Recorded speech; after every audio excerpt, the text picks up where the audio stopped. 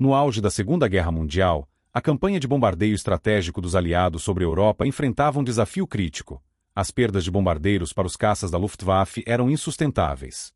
Para proteger as frotas de B-17 e B-24 em suas longas incursões em território inimigo, era necessária uma aeronave de escolta com alcance, velocidade e poder de fogo sem precedentes.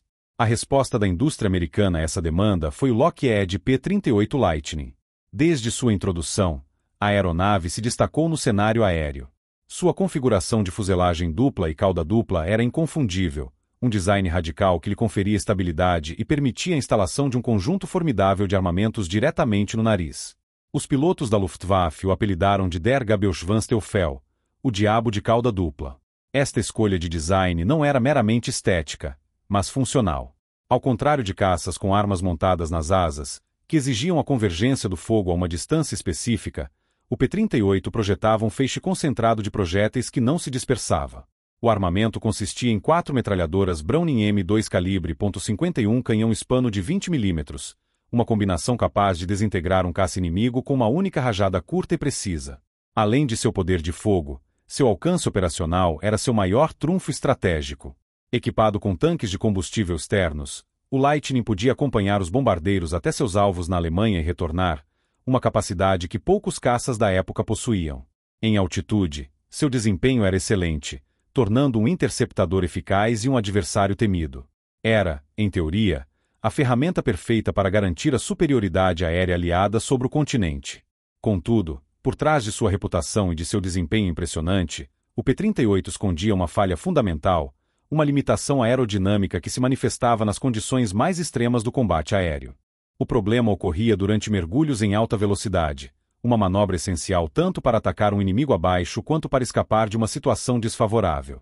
Ao ultrapassar uma velocidade crítica, aproximadamente 800 km por hora em um mergulho acentuado, algo perigoso acontecia. Os controles de voo começavam a enrijecer, tornando-se pesados e sem resposta. O fluxo de ar sobre as asas espessas do P-38 se aproximava da velocidade do som, criando ondas de choque que alteravam drasticamente as forças aerodinâmicas. O manche travava, e o nariz da aeronave tendia a baixar ainda mais, em um fenômeno que os pilotos chamavam de tuck-under. A partir desse ponto, a recuperação se tornava praticamente impossível. O avião estava preso em seu mergulho, acelerando em direção ao solo sem que o piloto pudesse fazer nada para impedir.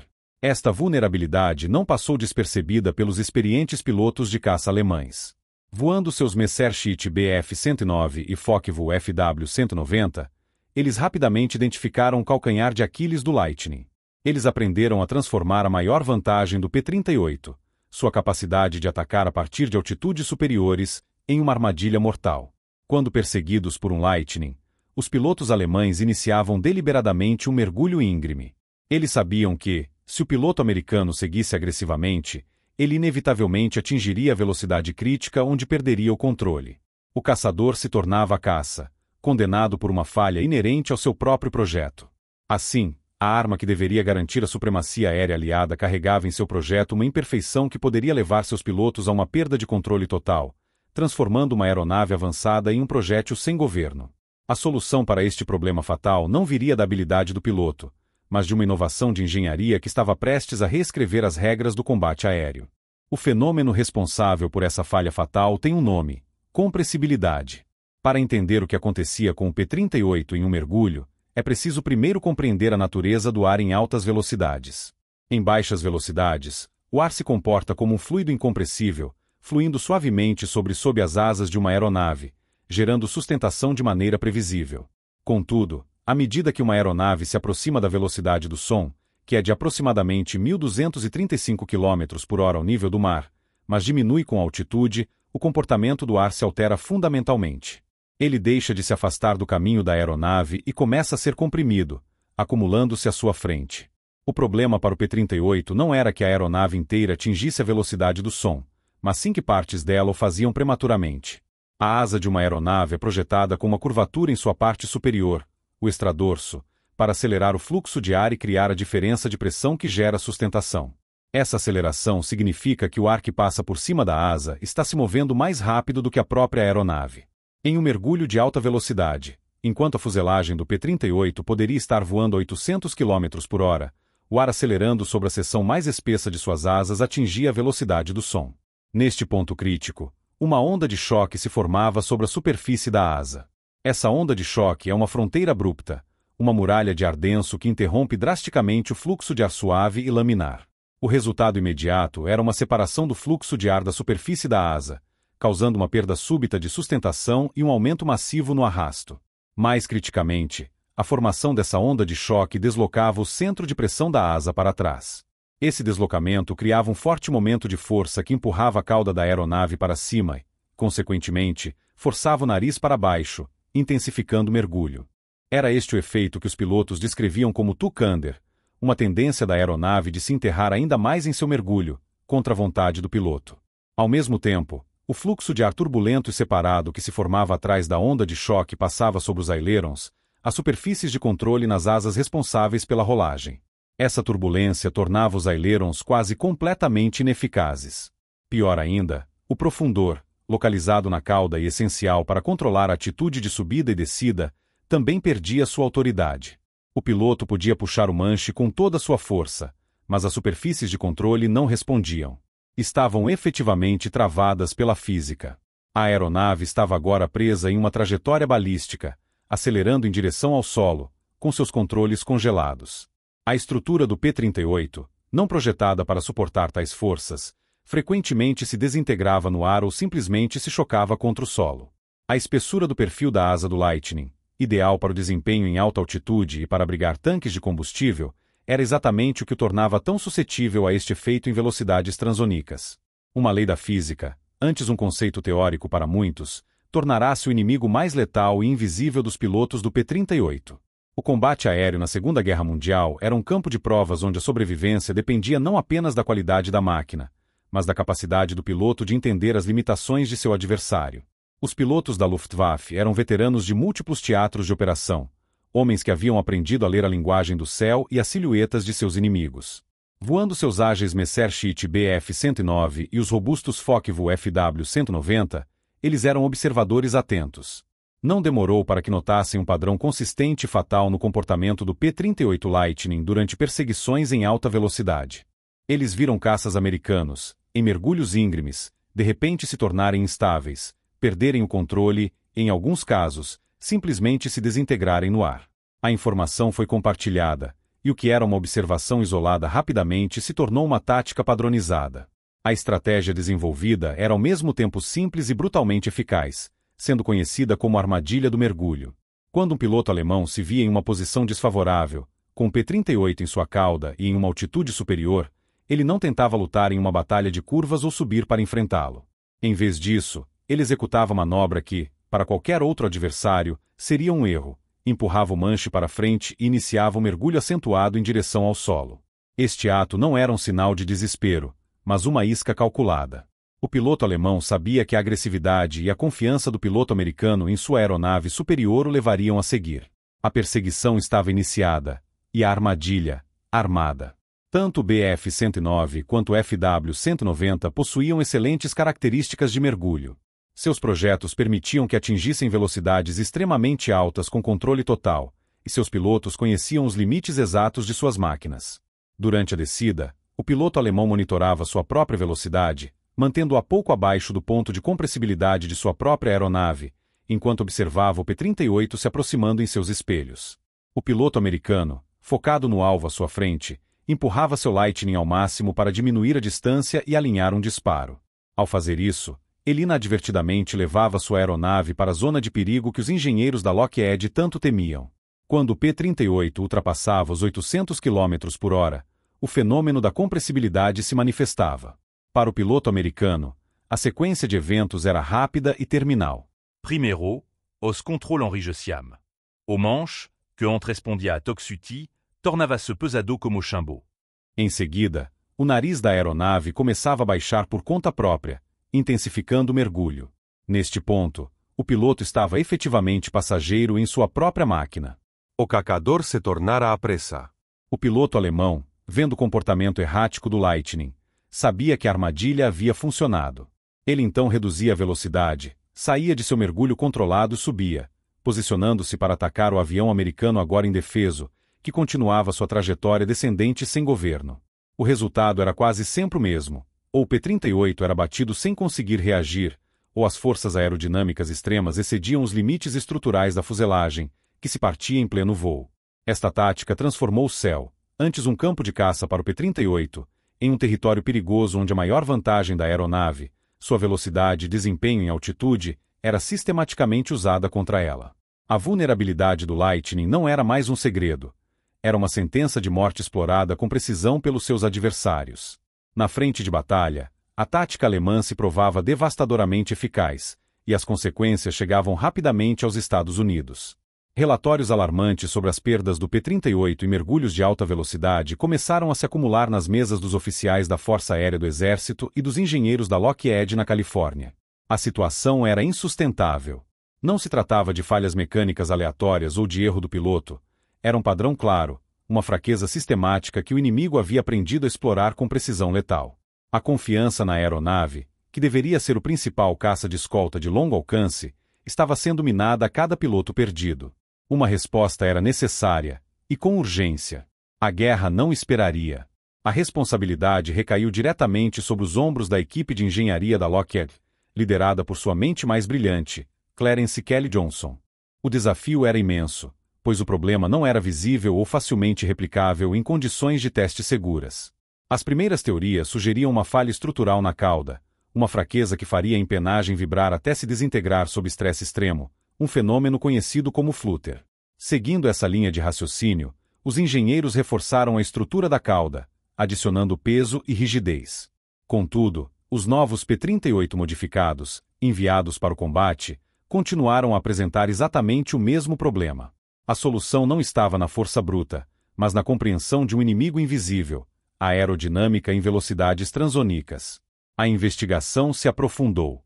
Engenheiros e pilotos de teste, como o lendário Milo Burcham, arriscaram suas vidas para recriar as condições fatais. Eles levaram o P-38 aos seus limites absolutos, equipados com instrumentos para medir as forças que atuavam sobre a fuselagem. Em paralelo, modelos em escala da aeronave foram submetidos a testes rigorosos em túneis de vento de alta velocidade, incluindo as instalações do Comitê Consultivo Nacional para a Aeronáutica, o NACA, precursor da NASA. Foi nesses testes controlados que a verdadeira natureza do problema foi finalmente visualizada. As imagens mostraram claramente a formação da onda de choque sobre as asas, o deslocamento do centro de pressão e o consequente travamento dos controles.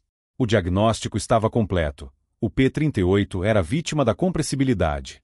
Com o problema finalmente identificado, a busca por uma solução prática começou. Várias ideias foram propostas e descartadas. Aumentar a potência dos controles hidráulicos não resolveria o problema, pois a questão não era a força do piloto, mas a ineficácia das superfícies de controle em meio ao fluxo de ar turbulento. Redesenhar a asa era inviável, levaria meses ou anos, um tempo que os aliados simplesmente não tinham. A solução precisava ser um retrofit, uma modificação que pudesse ser aplicada de forma rápida e barata às aeronaves já existentes e integrada à linha de produção. Foi então que uma ideia contraintuitiva, porém elegante, surgiu.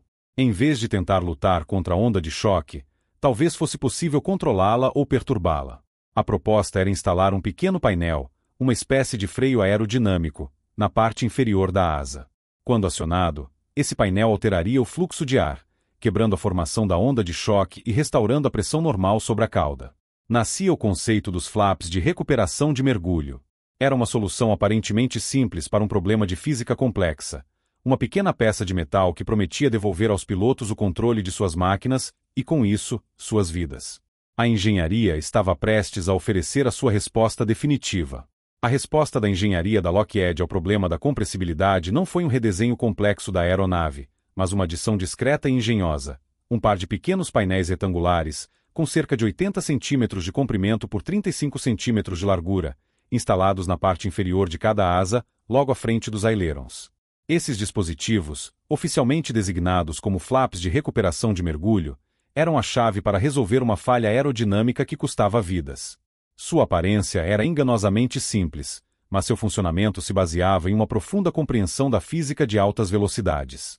Quando o piloto se aproximava da velocidade crítica em um mergulho e sentia os primeiros sinais do travamento dos controles, ele acionava um interruptor elétrico no cockpit.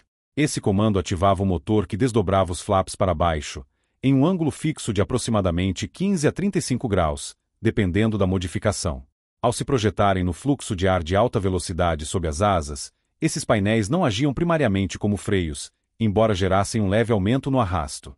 Sua função principal era muito mais sutil e crucial: alterar a distribuição de pressão ao redor da asa. O problema da compressibilidade, o two-cander, ocorria porque a onda de choque na parte superior da asa deslocava o centro de pressão para trás, forçando o nariz do avião para baixo. Os flaps de mergulho combatiam isso diretamente. Ao serem acionados, eles aumentavam drasticamente a pressão do ar na parte inferior da asa, o intradorso. Este aumento de pressão na parte de baixo gerava um efeito de elevação adicional, concentrado na seção traseira da asa.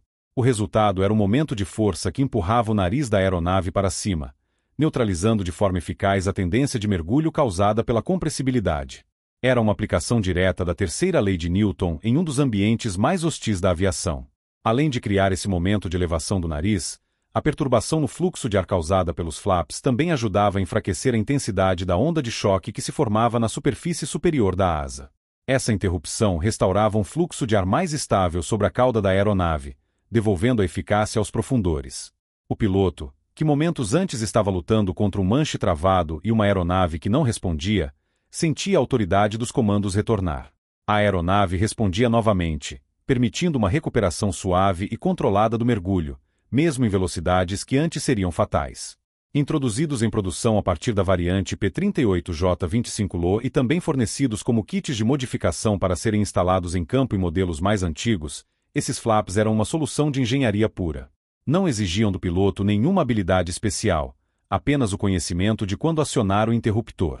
A pequena peça de metal transformou a física de um inimigo implacável em um fator gerenciável.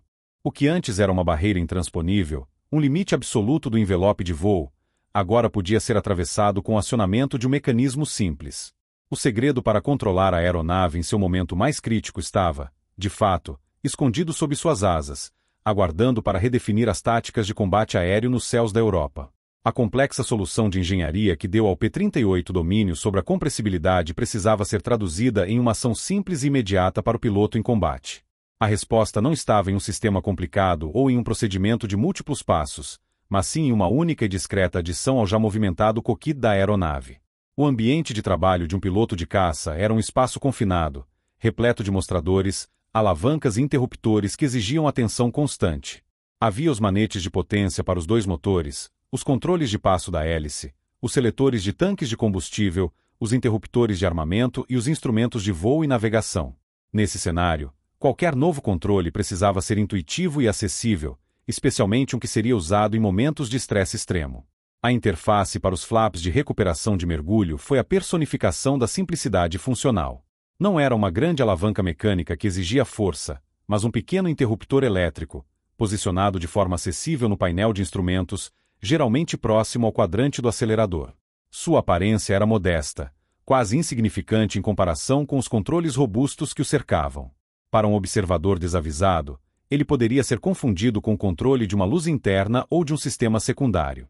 No entanto, o propósito desse pequeno interruptor era fundamental.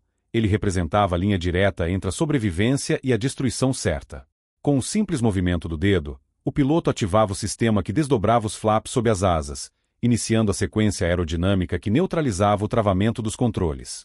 Este pequeno ato físico criava uma ponte direta entre a mais avançada teoria da engenharia aeronáutica e a realidade brutal do combate aéreo. O piloto não precisava entender a mecânica dos fluidos ou a formação de ondas de choque. Ele só precisava reconhecer os sintomas do problema, o enrijecimento do manche, a tendência do nariz em baixar e acionar o interruptor. A ação era binária, desligado ou ligado. Não havia modulação ou ajuste fino. Era uma ferramenta de emergência projetada para uma função específica e vital. O movimento era quase instintivo, um reflexo condicionado pelo treinamento e pela necessidade. O som do motor elétrico acionando os flaps era um sinal audível de que a ajuda estava a caminho, um som que significava a devolução do controle.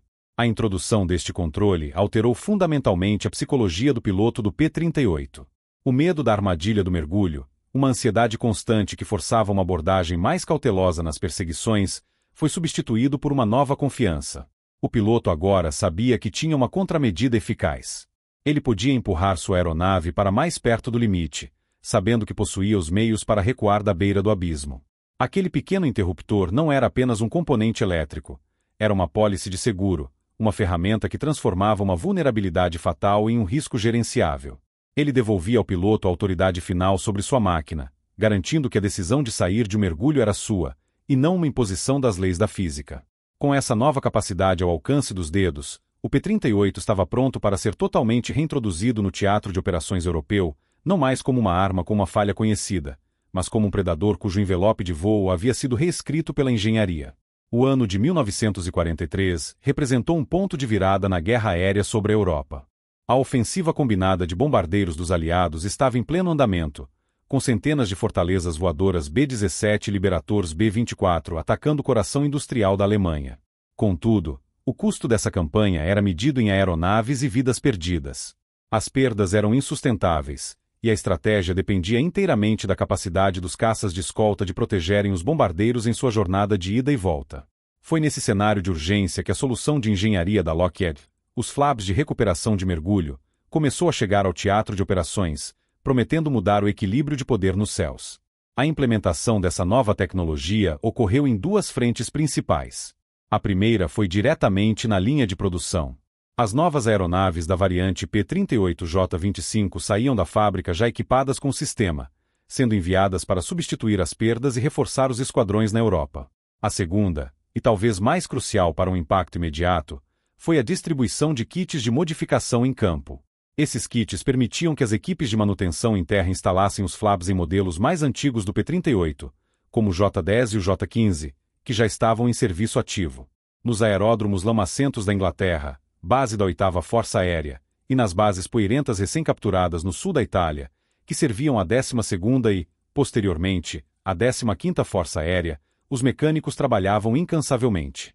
Eles adaptavam as aeronaves existentes, instalando pequeno interruptor no cockpit e os painéis sob as asas que reescreveriam as regras do combate aéreo. A chegada desses P-38 modificados foi discreta, quase secreta. A modificação era interna e aerodinamicamente sutil, completamente invisível a um observador à distância. Para os pilotos da Luftwaffe, patrulhando os céus da França e da Alemanha, o P-38 que surgia no horizonte era o mesmo adversário de antes. Eles viam a mesma silhueta inconfundível do diabo de cauda dupla e presumiam a mesma fraqueza fatal. Sua tática, a armadilha do mergulho, havia se provado eficaz repetidas vezes e não havia razão aparente para abandoná-la. Eles continuaram a usar a gravidade como sua aliada, mergulhando para atrair os caças americanos para a zona de compressibilidade, esperando o momento em que os controles do Lightning travariam e a aeronave se tornaria um alvo indefeso. Eles não sabiam que a natureza do jogo havia mudado fundamentalmente. Enquanto isso, nas salas de briefing aliadas, os pilotos de P-38 recebiam novas instruções. Foi-lhes explicado o funcionamento do novo sistema e, mais importante, o que ele significava em termos táticos. A hesitação que antes era necessária ao iniciar uma perseguição em mergulho foi substituída por uma nova diretriz de agressividade controlada. Eles foram informados de que agora possuíam uma ferramenta para desafiar o limite físico que antes os condenava. Aquele pequeno interruptor no painel representava uma nova liberdade, a capacidade de seguir um Bf-109 ou um FW-190 em seu próprio jogo e vencê-lo. O palco estava montado para uma série de encontros que pegariam os experientes ases alemães de surpresa. O P-38 Lightning, agora equipado com sua arma secreta, estava pronto para voar para o coração do território inimigo, não apenas como um guardião, mas como um caçador com uma vantagem decisiva e inesperada. As regras do combate aéreo estavam prestes a ser reescritas, um mergulho de cada vez. A uma altitude de cruzeiro de 9.000 metros, o ar rarefeito gelado era o ambiente operacional padrão para os pilotos de escolta do P-38. Acima das densas formações de bombardeiros B-17, eles patrulhavam em um céu de um azul profundo, servindo como sentinelas contra a Luftwaffe. A visão de dentro do cockpit era panorâmica, mas a tarefa exigia vigilância constante. Foi nesse cenário que um alvo de oportunidade se apresentou, um grupo de caças Focke-Wulf FW-190 subindo para interceptar a formação principal. Para o piloto do P-38, a situação era clara. O inimigo estava abaixo, em uma posição de desvantagem energética. Era o cenário perfeito para a aplicação da tática de Boone-Endison, ou ataque de mergulho e subida. O princípio era simples: converter a vantagem de altitude em velocidade avassaladora, realizar um único passe de tiro de alta velocidade e usar a energia cinética restante para subir de volta à segurança da altitude, evitando um combate de curvas prolongado onde o FW-190 poderia ser superior. A decisão foi tomada em segundos. O piloto empurrou o manche para frente, inclinando o nariz da aeronave em um ângulo de 45 graus em direção ao solo. A resposta do P-38 foi imediata. A sensação de leveza, de G negativo, pressionou contra os cintos de segurança por um instante, antes que a gravidade e a potência dos dois motores Allison começassem a acelerar a máquina de 7 toneladas em sua trajetória descendente. A agulha do velocímetro começou sua varredura rápida pelo mostrador, passando por 500, 600, 700 km por hora. O som dentro do cockpit mudou drasticamente. O zumbido constante dos motores transformou-se em um rugido crescente e agudo, enquanto o ruído do ar se chocando contra o canopy de acrílico passava de um assobio para um grito de alta frequência. A vibração sutil na estrutura da aeronave aumentava em frequência, um feedback tátil da imensa energia que estava sendo acumulada. O FW-190 inimigo, antes um ponto distante, agora crescia rapidamente na mira giroscópica. O piloto alemão, seguindo seu treinamento, provavelmente esperava que o P-38 moderasse seu mergulho para evitar a zona de perigo da compressibilidade. Mas o piloto americano continuou a acelerar, empurrando a aeronave para o território que, meses antes, seria uma sentença de morte. A velocidade ultrapassou 800 km por hora. Era o momento crítico. Em um P-38 não modificado, os controles já estariam enrijecendo, o nariz começando a baixar por conta própria. Mas neste avião, o piloto executou uma nova ação. Sua mão esquerda, enluvada, moveu-se com propósito até o painel de instrumentos. Com o movimento firme do polegar, ele acionou o pequeno interruptor elétrico dos flaps de mergulho. Não houve um solavanco violento, apenas uma mudança sutil no comportamento da aeronave. Um leve zumbido elétrico foi ouvido por um segundo, e o piloto sentiu uma ligeira pressão para cima no manche, um sinal de que os flaps sob as asas haviam se desdobrado e estavam fazendo seu trabalho. A tendência de mergulho foi neutralizada. As asas, antes no limiar de uma crise aerodinâmica, agora estavam firmes e estáveis. Os controles, em vez de travarem, permaneceram responsivos e precisos. O P-38 não era mais um projétil descontrolado, mas uma plataforma de tiro perfeitamente estável, descendo como uma flecha em direção ao seu alvo. A experiência sensorial era de controle absoluto em meio a uma velocidade extrema. O rugido no capacete era intenso, o velocímetro indicava uma velocidade que desafiava os limites anteriores do projeto, mas as asas permaneciam firmes. O caça americano estava agora totalmente estabilizado em seu ataque, pronto para o momento do disparo, enquanto o piloto inimigo, completamente alheio à inovação tecnológica que o selaria, continuava seu voo, sem saber que as regras da física haviam acabado de ser reescritas contra ele. A estabilidade da aeronave era o fator decisivo. Em velocidades onde o P-38 anteriormente se tornaria uma vítima da física, ele agora se comportava como uma plataforma de tiro precisa e controlada. Para o piloto, a experiência era de um controle quase surreal.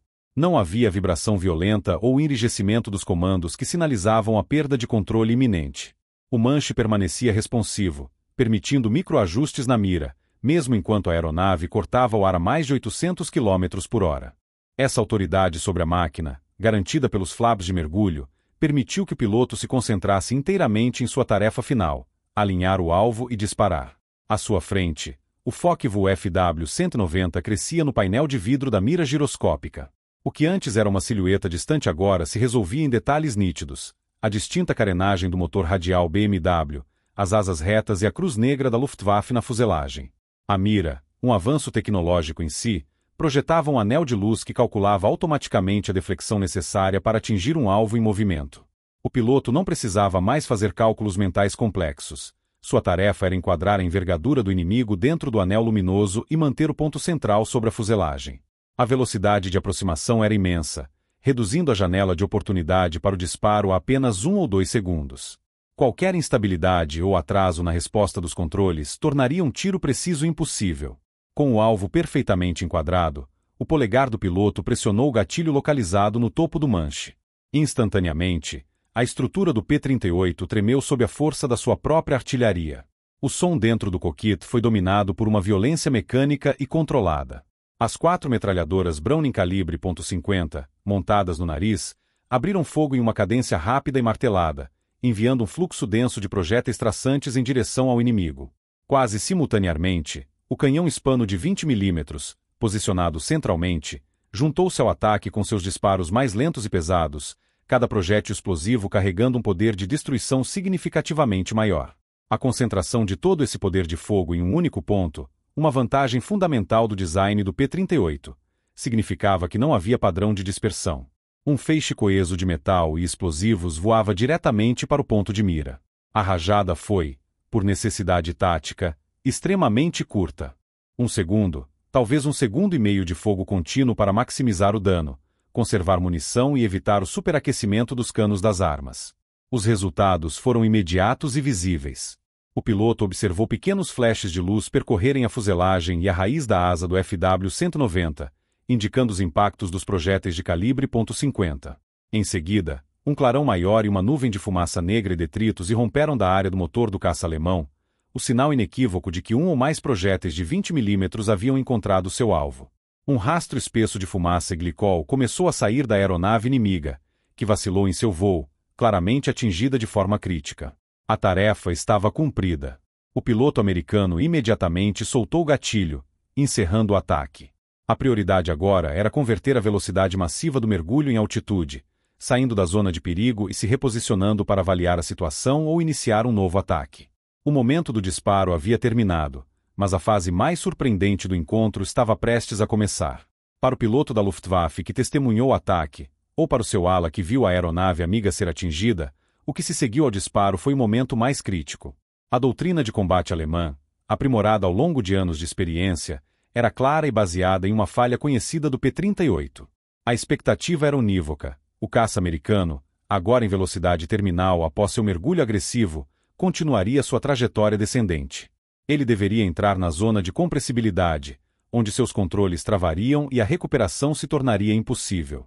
O piloto alemão, portanto, antecipava um de dois resultados: ou o P-38 se desintegraria sob as forças aerodinâmicas extremas, ou ele se tornaria um alvo fácil sem governo, continuando seu mergulho até o impacto com o solo. Era um roteiro previsível, uma fraqueza explorada com sucesso em inúmeros combates anteriores. Mas o que se seguiu desafiou toda a lógica tática estabelecida. A aeronave americana, em vez de acelerar em direção ao solo, começou a nivelar sua trajetória. Não foi uma recuperação desesperada e violenta, marcada por solavancos e pela perda de componentes estruturais. Pelo contrário, o movimento foi suave, controlado e deliberado. O longo nariz do P-38 ergueu-se de forma gradual, e a aeronave inteira descreveu um arco gracioso e ascendente, desafiando a imensa energia cinética que a impulsionava para baixo. Para o observador alemão, era uma visão que beirava o impossível. A máquina que deveria estar condenada pela física estava, em vez disso, dominando-a. O P-38 não apenas saiu do mergulho, ele o fez com uma autoridade e uma estabilidade que simplesmente não deveriam existir naquelas velocidades. A primeira reação no coquito alemão seria de incredulidade, seguida por uma rápida reavaliação tática. Teria o piloto americano conseguido um feito de pilotagem quase sobre-humano? Ou seria esta uma variante desconhecida do Lightning, com características de voo radicalmente diferentes? A resposta era desconhecida, mas a implicação era imediata e alarmante. A armadilha do mergulho, uma tática tão confiável que se tornará um procedimento padrão ao enfrentar o diabo de cauda dupla, havia se tornado obsoleta da noite para o dia. Pior ainda, ela havia se transformado em uma desvantagem perigosa. O ato de mergulhar para escapar de um P-38 não mais garantia a segurança através da falha do inimigo. Em vez disso, apenas concedia ao americano uma posição de vantagem energética superior, da qual ele podia atacar, agora, se recuperar com impunidade. O choque não foi apenas tático, mas psicológico. A certeza de uma vulnerabilidade explorável foi substituída por uma incerteza desconcertante. O inimigo havia mudado as regras do combate sem aviso prévio. O que os pilotos alemães observavam era a manifestação prática de uma inovação tecnológica que eles desconheciam. Eles viam um P-38 disparar sua carga mortal, e em vez de continuar sua queda fatal, ele subia novamente, como se nada tivesse acontecido, trocando sua velocidade por altitude e se reposicionando para um novo ataque. O caçador que havia entrado na armadilha não só escapou ileso, como estava pronto para atacar novamente, agora com uma vantagem ainda maior. Esta cena, repetida nos céus da Itália, França e Alemanha, semeou a confusão e forçou a Luftwaffe a abandonar uma de suas táticas mais eficazes, deixando para trás não apenas um rastro de fumaça, mas também a ruína de uma certeza tática que, até aquele momento, era considerada infalível. A capacidade de recuperação controlada de um mergulho em alta velocidade não representava apenas uma medida de sobrevivência. Ela desbloqueou todo o potencial tático do P-38 Lightning, transformando-o de forma fundamental. O que os pilotos alemães testemunharam não foi apenas a fuga de uma armadilha, mas o nascimento de uma nova e implacável doutrina de ataque. A inovação dos flaps de mergulho deu aos pilotos americanos o domínio sobre o aspecto mais crucial do combate aéreo, a gestão de energia. No léxico da aviação de caça, energia é a soma da altitude, que representa a energia potencial, e da velocidade, que é a energia cinética. Um piloto com maior energia total possui a iniciativa, ditando os termos do combate. A tática de Boom Endzoom, ou ataque de mergulho-subida, é a aplicação mais pura deste princípio. Antes da introdução dos flaps, esta era uma manobra de alto risco e, na maioria das vezes, de uma única tentativa para o P-38. O piloto mergulhava, atacava e depois precisava executar uma recuperação longa e rasa para sangrar a velocidade de forma segura, o que o deixava vulnerável por um período prolongado e o retirava efetivamente da luta. Com os flaps de mergulho, este paradigma foi completamente invertido. A recuperação não precisava mais ser um procedimento defensivo e cauteloso. O piloto agora podia converter a imensa velocidade adquirida no mergulho diretamente de volta em altitude, de forma quase instantânea. Após o disparo, ele puxava o manche para trás com confiança, e a aeronave, estabilizada pelos flaps, respondia com uma subida íngreme e vertiginosa, conhecida como zoom clean. O P-38 utilizava sua energia cinética para desafiar a gravidade, subindo rapidamente para uma posição de vantagem, pronto para reiniciar o processo. O resultado prático foi a capacidade de executar ataques em sequência.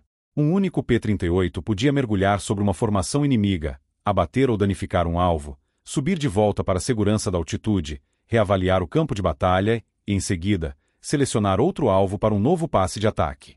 O que antes era uma única jogada de alto risco tornou-se um ciclo repetível e eficiente de destruição.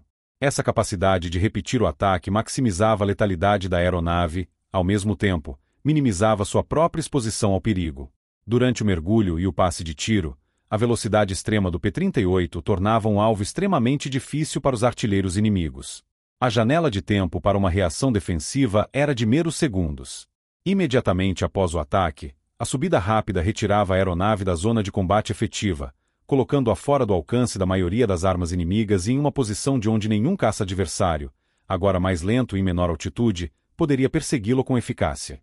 Dessa forma, o piloto do Lightning passava o mínimo de tempo possível em uma situação de vulnerabilidade. Ele operava em rajadas de violência controlada, mergulhando do santuário da altitude, atacando com precisão e retornando imediatamente para sua posição de domínio.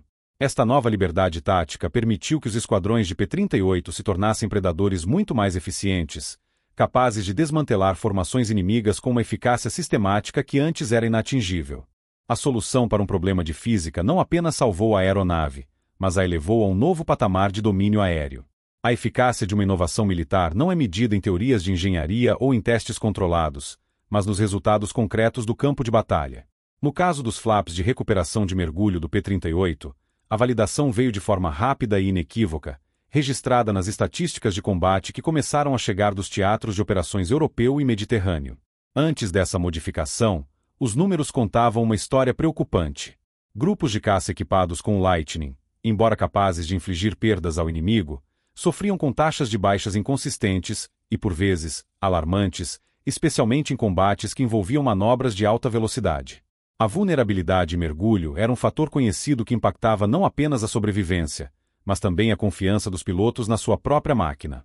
Com a chegada dos P-38J-25 e dos kits de modificação em campo a partir do final de 1943 e ao longo de 1944, essa narrativa estatística sofreu uma inversão notável.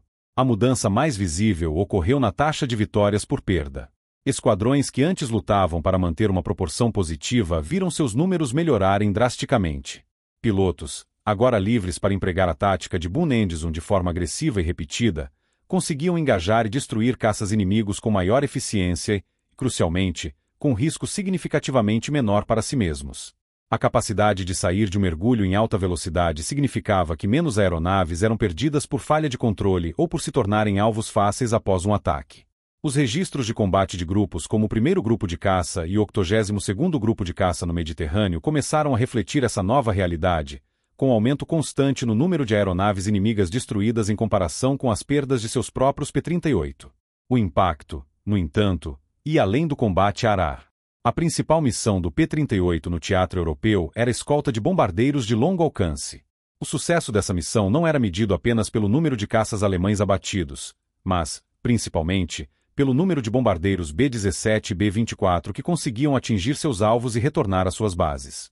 Antes da modificação, os P-38, por vezes, eram forçados a manter uma atitude mais defensiva, cientes de que uma perseguição agressiva poderia colocá-los em uma situação sem saída. Após a introdução dos flaps de mergulho, eles se tornaram guardiões muito mais proativos e letais. Eles podiam mergulhar sobre as formações da Luftwaffe que se aproximavam, quebrar seu ataque e subir de volta para a posição de cobertura sem se comprometerem. Consequentemente, as taxas de sobrevivência das tripulações de bombardeiros em missões escoltadas por P-38 modificados apresentaram uma melhora sensível. O diabo de cauda dupla transformou-se em um escudo protetor muito mais confiável, um fato que não passou despercebido pelas tripulações das fortalezas voadoras, cujo moral dependia diretamente da eficácia de sua escolta. Essa nova confiabilidade estatística não apenas salvou vidas e equipamentos, ela validou o P-38 como uma plataforma de superioridade aérea de primeira linha. A conexão entre a inovação tecnológica e o resultado no campo de batalha era direta e quantificável. Cada relatório de combate que mostrava uma taxa de vitória mais alta, cada formação de bombardeiros que retornava com menos perdas, era um testemunho do sucesso daquela pequena peça de metal instalada sob as asas. A solução de engenharia havia se traduzido na linguagem universal da guerra, números favoráveis. Essa nova realidade, comprovada por dados, concedeu aos comandantes aliados não apenas uma arma mais eficaz, mas também uma ferramenta estratégica muito mais poderosa e flexível para levar a guerra aérea até o coração da Alemanha. O impacto da nova tecnologia, no entanto, transcendeu as estatísticas de combate. Ele representou uma mudança fundamental na forma como a guerra aérea era planejada e executada. A solução para o problema da compressibilidade concedeu aos pilotos e comandantes aliados um ativo muito mais valioso do que apenas uma aeronave mais segura, concedeu-lhes liberdade tática total. Este domínio sobre o envelope de voo, a capacidade de operar a aeronave em seus limites máximos de desempenho sem risco de perda de controle, redefiniu o papel do P-38 no teatro de operações europeu. Antes da modificação, os planejadores de missão precisavam levar em conta a vulnerabilidade conhecida do Lightning, o que podia influenciar as rotas de voo, as altitudes de engajamento e as táticas de escolta, impondo uma camada de cautela sobre as operações. Para os estrategistas da 8ª e da 15ª Força Aérea, a confiança em uma escolta de P-38 totalmente capaz significava que missões mais audaciosas e longas poderiam ser planejadas com maior segurança. Incursões profundas no coração industrial da Alemanha, que antes eram consideradas de altíssimo risco, tornaram-se mais viáveis. A certeza de que seus caças de escolta poderiam engajar a Luftwaffe em quaisquer termos, incluindo mergulhos em alta velocidade, permitia um planejamento mais agressivo. Os bombardeiros não dependiam mais de uma escolta que precisava evitar certas manobras. Eles eram protegidos por um caça que agora podia ditar as regras do combate em praticamente qualquer altitude ou velocidade.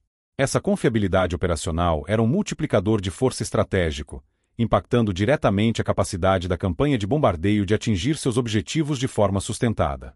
Essa confiança no planejamento estratégico era um reflexo direto da nova realidade vivida pelos pilotos no cockpit. A mudança psicológica foi imensa. A ansiedade latente associada a uma perseguição em mergulho foi substituída por uma confiança agressiva. Os pilotos de P-38 ganharam uma liberdade de ação sem precedentes. Eles não estavam mais acorrentados a uma limitação de projeto que o inimigo conhecia e explorava. Quando um caça alemão mergulhava para escapar, o piloto americano não precisava mais hesitar, calculando o risco de perder o controle. Ele podia seguir, sabendo que tinha uma ferramenta confiável para garantir sua recuperação. Essa liberdade transformou o P-38 de um guardião reativo em um predador proativo. O P-38 transformou-se, de fato, em uma arma de dupla função com eficácia aprimorada. Como guardião, ele podia mergulhar agressivamente sobre as formações de ataque da Luftwaffe, quebrando sua coesão e abatendo interceptadores antes que eles chegassem ao alcance dos bombardeiros, saindo da manobra com total controle. Como predador, os esquadrões de P-38 podiam realizar missões de caça livre à frente da força principal de bombardeiros, buscando ativamente e destruindo os caças alemães em seu próprio território. Eles podiam iniciar o combate a partir de uma altitude superior, mergulhar sobre seus alvos e, se necessário, repetir o ataque várias vezes, usando sua energia de forma muito mais eficiente. A aeronave não precisava mais apenas reagir às ameaças. Ela podia agora impor sua vontade sobre o campo de batalha aéreo, caçando o inimigo em seus próprios termos. Uma única modificação de engenharia não apenas salvou uma aeronave, ela liberou todo o seu potencial estratégico, concedendo aos aliados uma ferramenta decisiva para alcançar a supremacia aérea sobre o Reich. A história do P-38 Lightning na Europa é a crônica de uma arma revolucionária confrontada por uma limitação fundamental. A física da compressibilidade, um fenômeno que ocorria em mergulhos de alta velocidade, representava mais do que um risco operacional. Era um calcanhar de Aquiles que o inimigo havia aprendido a explorar com precisão metódica. A tática alemã de atrair o P-38 para o mergulho íngreme não era apenas uma manobra evasiva, mas uma armadilha calculada, baseada na certeza de que a aeronave americana perderia o controle e se tornaria uma vítima de sua própria velocidade. Este limite físico, inerente ao design de suas asas espessas, ameaçava anular as maiores vantagens do caça, seu desempenho em altitude e seu poder de fogo. A guerra aérea, em sua essência, é uma disputa por vantagens, e o P-38 possuía uma desvantagem previsível e fatal. A resposta para este impasse não veio de uma reformulação radical da aeronave, um processo que a urgência da guerra não permitiria. Veio, em vez disso, de um detalhe de engenharia, uma solução elegante em sua simplicidade: os flaps de recuperação de mergulho. Estes pequenos painéis, instalados sob as asas, não foram projetados para lutar contra a onda de choque, mas para manipulá-la. Ao serem acionados, eles alteravam a distribuição de pressão, criando uma força de elevação que neutralizava o momento de mergulho e restaurava um fluxo de ar estável sobre as superfícies de controle da cauda. O resultado era a devolução da autoridade de comando ao piloto no momento mais crítico. Contudo, o verdadeiro impacto desta inovação não se resumiu a uma simples correção de falha. Sua função ia muito além de simplesmente permitir que o piloto sobrevivesse a um mergulho. Ela transformou a própria natureza do engajamento. O que antes era um limite físico perigoso foi convertido em uma vantagem tática decisiva. A tática alemã, a armadilha do mergulho, que dependia inteiramente da previsibilidade da falha do P-38, foi subitamente neutralizada e revertida. Um piloto da Luftwaffe que mergulhava para escapar não estava mais atraindo seu perseguidor para a destruição. Ele estava, na verdade, se colocando em uma posição de desvantagem terminal. O piloto do P-38 agora podia seguir seu adversário em qualquer mergulho, mantendo o controle total da aeronave em velocidades que antes seriam fatais. Ele podia se aproximar, estabilizar a mira e disparar com precisão, tudo isso enquanto operava em um regime de voo que, para o inimigo, deveria ser impossível. Essa nova capacidade redefiniu o manual de táticas do P-38. A manobra de Boone-Endizum deixou de ser um ataque de alto risco e de uma única passagem para se tornar um ciclo repetível de domínio energético. O P-38 agora podia mergulhar, atacar e usar a imensa velocidade adquirida para subir novamente, recuperando sua vantagem de altitude para um novo ataque. O inimigo, preso em uma altitude e velocidade mais baixas, ficava exposto a múltiplos passes, incapaz de escapar ou de contra-atacar eficazmente. O elemento surpresa foi absoluto. Os pilotos alemães, esperando ver um adversário descontrolado, testemunhavam um caça estável que se recuperava de forma suave e subia para caçá-los novamente. A certeza tática que lhes dava confiança foi substituída por uma incerteza desconcertante. Assim, um limite imposto pelas leis da física não foi apenas superado, foi instrumentalizado. A engenhosidade americana não apenas corrigiu uma falha, mas a transformou em uma arma psicológica e tática. A mesma manobra que antes garantia a destruição do P-38 agora garantia a do seu oponente. Esta subversão completa das expectativas do inimigo representa um dos exemplos mais claros de como uma única inovação tecnológica pode alterar fundamentalmente o equilíbrio de poder no campo de batalha. O P-38 não foi apenas consertado, ele foi aperfeiçoado, transformando sua maior fraqueza em uma de suas maiores forças. A trajetória do P-38 Lightning no teatro de operações europeu é, em última análise, a história de uma arma que precisou ser aperfeiçoada em pleno combate para atingir seu potencial máximo.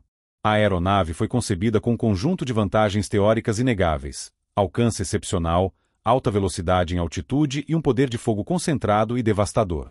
Contudo, essas qualidades foram inicialmente contrabalançadas por um paradoxo fundamental. A mesma velocidade que deveria garantir sua superioridade era também a causa de sua falha mais crítica. O fenômeno da compressibilidade transformou o mergulho, uma manobra essencial no combate aéreo, em um risco terminal, uma vulnerabilidade que os pilotos da Luftwaffe aprenderam a explorar com uma eficiência metódica e letal. A solução, os flaps de recuperação de mergulho, não foi apenas uma correção técnica, foi uma redefinição fundamental do envelope de voo da aeronave. Sua introdução representa um dos exemplos mais claros de como uma inovação de engenharia direcionada pode ter um impacto estratégico desproporcional. Uma lei da física, antes uma sentença de morte, agora era gerenciada pelo acionamento de um simples interruptor elétrico. Com essa nova capacidade, a dinâmica do combate aéreo foi permanentemente alterada. O P-38 deixou de ser uma presa em potencial na armadilha do mergulho para se tornar o predador supremo nesse mesmo cenário. A tática que antes era sua ruína tornou-se o seu principal instrumento de domínio.